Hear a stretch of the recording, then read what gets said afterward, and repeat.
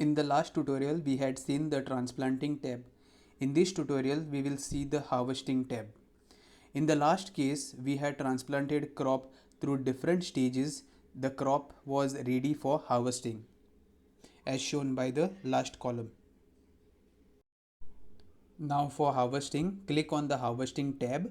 I can see the batch number, crop, and the number of crops that are ready for harvesting. In this case, it is 80 plants. Now click on harvest. I can enter the number of plants that are ready to be harvested. In this case, I will enter 40 and the weight as 5 kg and click on save.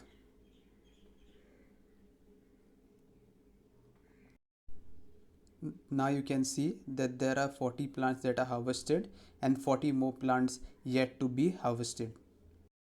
If you wish to harvest 40 plants again, then click on harvest again, then select the date.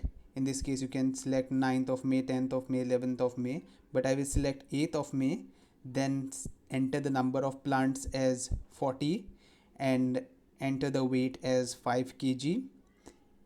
Then I will click on close harvest for this batch, which means that all the crops have been harvested, and then click on save. The last column shows that all the crops have been harvested. Once harvesting is done, we can check as to how our farm efficiency has been. To do that, click on report and under report, click on farm efficiency. Now select the month as March and you can see how your farm has been performing. Agcetra ARP software will show you how many plants were successfully transplanted in terms of percentages from one stage to another.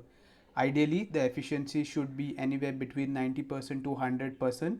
If it is not, then it's time to make some changes in the farm to get the best efficiency.